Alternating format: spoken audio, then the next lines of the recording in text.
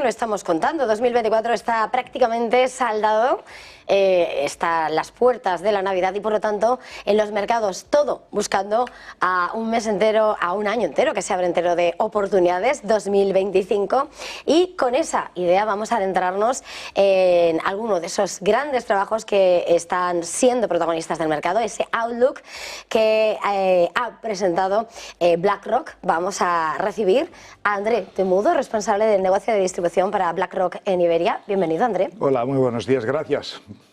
Gracias a ti por venir esta mañana a presentarnos ese Outlook Global 2025 con ese subtítulo, ¿no? La transformación en desarrollo. Con este trabajo, André, ¿qué esperan de este 2025 y cómo cambia la fotografía con respecto a 2024? Bueno, mucha cosa ha cambiado desde 2024. Yo me acuerdo de estar aquí hablando hace un año y ahí descontábamos varias cosas, una de las cuales era una posible recesión en países y economías desarrolladas. No se ha verificado. Descontábamos 6-7 bajadas de tipos de interés en los dos grandes bloques, la Fed y el BCE. No se ha verificado. Estamos en 3-4 bajadas más que probables. Ahora vamos a ver en Estados Unidos lo que pasa esta semana. Hablábamos que era un año de muchísimas elecciones, más de 70 países fueron a votos en 2024. Potenciales cambios o disturbios sociales tampoco se verificó. Y aquí la nota, nadie acertó en la victoria tan rotonda de los republicanos en Estados Unidos, con lo cual yo creo que hubo varias cosas que no se han verificado en 2024 que creo que son importantes. Principalmente, y hace un año todo el mundo, compañeros míos y nosotros también incluidos, descontamos que el activo estrella para 2024 serían activos más conservadores, sería el año de los tipos, de los bonos. Muchos clientes y muchos inversores se aplicaron el dinero en depósitos y en activos más conservadores. Lo que hemos visto es que es parcialmente cierto. Y digo por qué. Vemos que con el año ya casi terminando, ¿no? El S&P 500 más 30, un Nasdaq más 32, China más 20, Japón más 21, oro más 30, plata más 28, Europa más 8, depósitos a 2, y bonos a 4, 4,5, 5. La pregunta que hago es, ¿será que fue la buena decisión o no? Nosotros éramos pro riesgo en 2024 y adelanto ya que somos pro riesgo en 2025. Bueno, pues entonces, por ir adentrándonos un poco para desgranar todo ese trabajo, ¿dónde van a estar las claves? ¿Cuáles son, digamos, los tres grandes temas, las claves que van bueno, por las que se va a escribir ese mercado? Sí, no, dices bien, porque son siempre tres temas lo que tenemos que presentar en nuestro BlackRock Investment Institute, el análisis de mercado que hacemos 2 veces al año, una final para el año de el año siguiente y el otro medio año para ver un poco cómo están las cosas, ¿no? Y para este año tenemos 3 temas muy claros. Yo creo. Lo primero le llamamos en español de financiar el futuro. Ya voy a explicar lo que significa financiar el futuro. Lo que vemos es que hay mucho capital que ser invertido y vamos a ver quién lo va a pagar o quién lo va a financiar, ¿vale? No tenemos bien claro. Lo que sabemos es que solamente los gobiernos no pueden financiar todo lo que viene o esta ola de inversiones que se viene. Segundo tema es repensar la manera como invertimos. ¿Cómo invertimos? ¿Dónde invertimos? ¿Por qué invertimos? Todo eso está cambiando con 2025 y con los cambios estructurales que estamos viendo. Y por último, y es un poco la conclusión de los 2 primeros, repensar la manera de invertir, pero asumiendo más riesgo. Y aquí el tema es asumir más riesgo en cartera para 2025. ¿Vale? Estos son los 3 temas centrales que hemos analizado este año, que con lo cual tiene impactos en la asignación media de activos para 2025. Como ya adelanté, va a ser un poco más de riesgos porque vemos también un año convulso, con volatilidades, pero creemos que merece la pena asumir riesgo en cartera en algunos sitios concretos. Mirando esas, te miras ahí, claro, uno de los horizontes de 2025 hay más riesgo, hay más proteccionismo, de hecho le dedicáis esa atención, ¿no?, a lo que ha sido la evolución de ese crecimiento del proteccionismo y va a llegar además Donald Trump. ¿Qué impacto creéis? ¿Cómo va a impactar ese proteccionismo? Varios cambios, obviamente.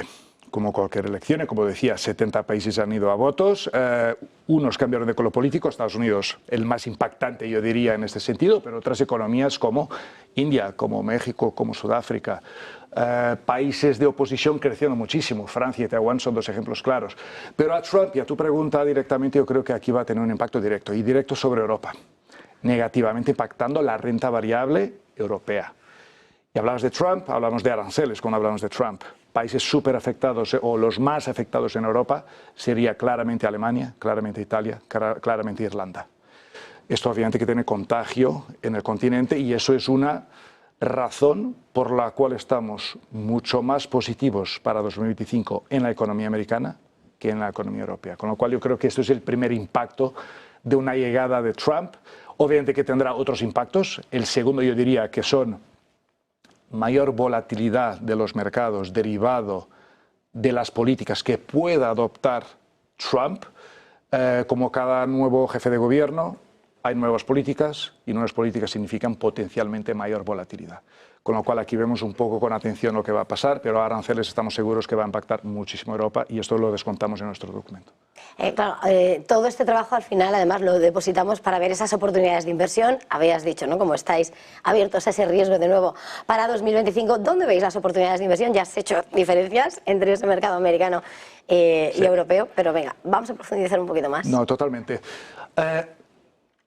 Me preguntaste la primera pregunta que fue qué ha cambiado desde 2024 a 2025. Déjame decirte también lo que no ha cambiado de 2024 a 2025. De hecho, no ha cambiado desde los últimos 5 años hasta ahora y creemos que no va a cambiar en los próximos 10 o más, que son las megafuerzas, que son estos cambios generacionales, que no hablamos de corto plazo de 2 a 5 años, pero hablamos de 10, 30, 40 años, ¿vale? Tenemos 5. La primera es obvia y a lo mejor todo el mundo habla. Revolución digital, inteligencia artificial y sus impactos, ¿no? Esta es clarísima. La segunda también hemos hablado mucho ya, aquí también, que es la transición energética, la transición a un mundo con menos emisiones de carbono, ¿no?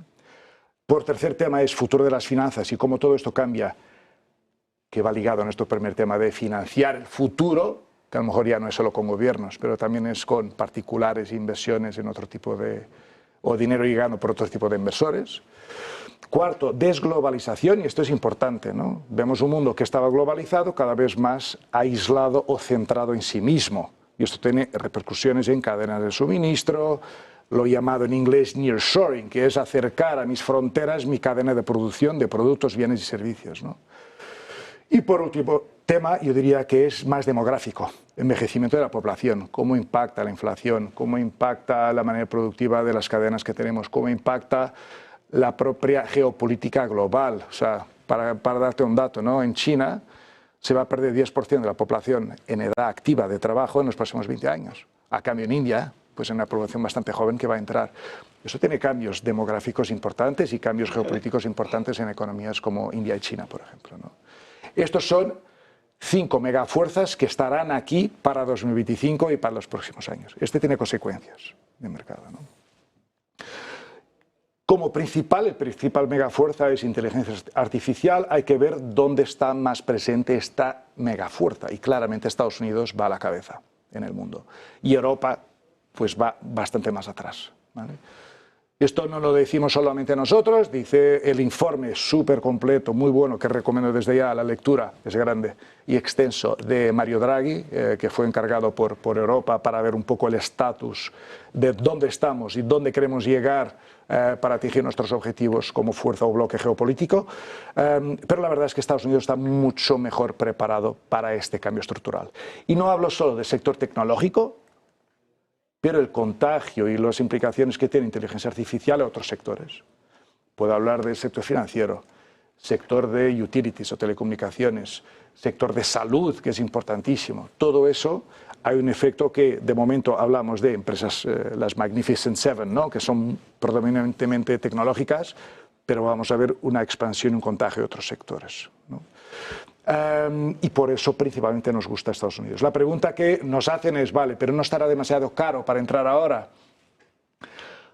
Lo que es bueno suele ser caro y lo que tiene calidad suele ser más caro de lo que no es tan bueno. Entonces nosotros a esto que te quiero decir es, Estados Unidos tiene calidad, está justificado los precios que tienen por los beneficios corporativos que las empresas pues, presentan y están presentando. A cambio en Europa vemos que está todo un poco más deprimido. Es verdad que hay muy buenas empresas, principalmente aquellas más globales, y tiene también una ventaja Europa, que hay algunos sitios donde vemos valor, que son empresas que están obviamente más descontadas por valoraciones. Vemos alguna oportunidad en el sector financiero, por ejemplo, en Europa.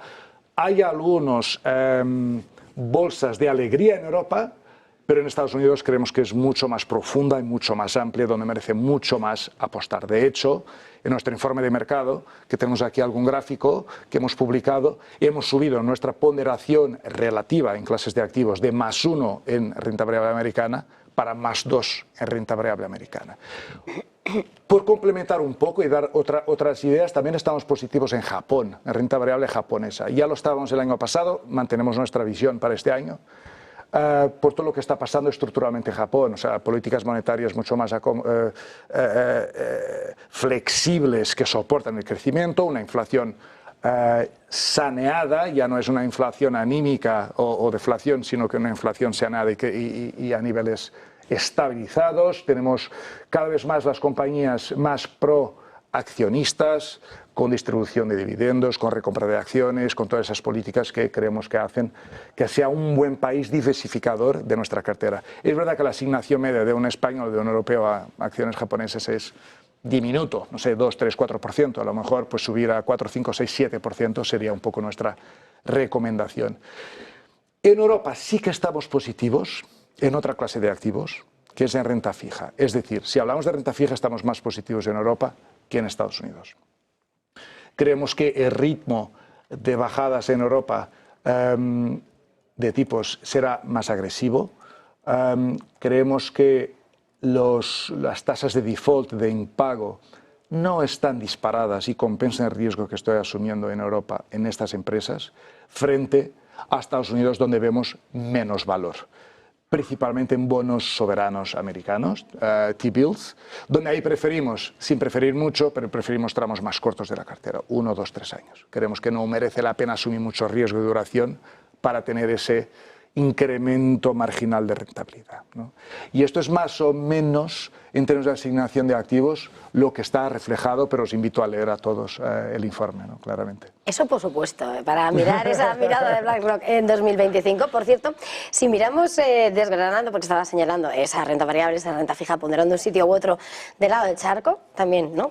Con ese añadido que ponías por Japón, pero señaláis también que en esos mercados privados, que se han convertido en cada vez una parte cada vez mayor de los mercados financieros, desempeñan un papel cada vez mayor en esa transformación que se avecina y que recogéis.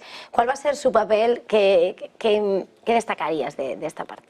Totalmente. Nosotros también ya lo decíamos en el pasado, pero cada vez decimos más en mercados privados. Y eso es visible no solo porque decimos y fundamentalmente para una cartera tiene sentido, pero también nos mojamos como compañía con las recientes adquisiciones que hemos hecho en mercados privados. Y este año hemos hecho varias adquisiciones muchísimo importantes para complementar y para reforzar nuestras capacidades de gestión en mercados privados.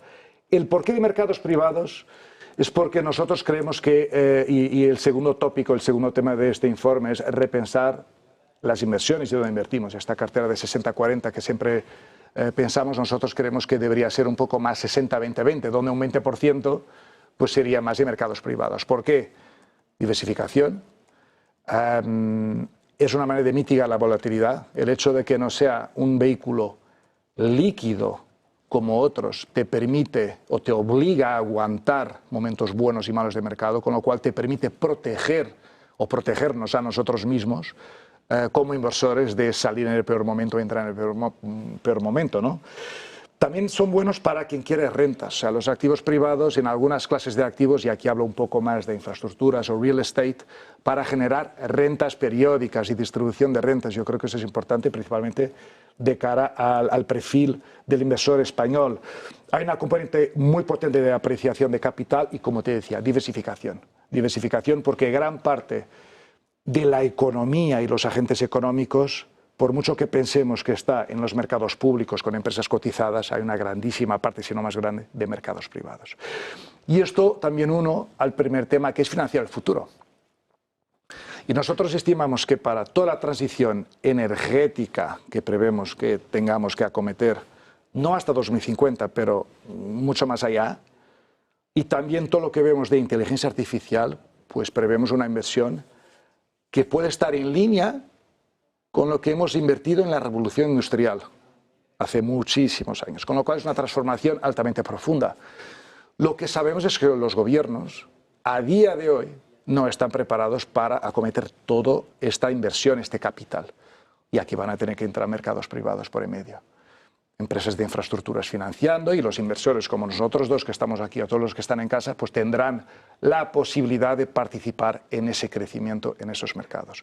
La regulación está yendo por ese lado, permitiendo o creando vehículos y regulamentación y regulación que nos permita a nosotros dos poder invertir en activos que antes estaban reservados a grandes inversores institucionales como aseguradoras o fondos de pensiones. Con lo cual creo que es una enorme oportunidad para complementar nuestra cartera y diversificarla.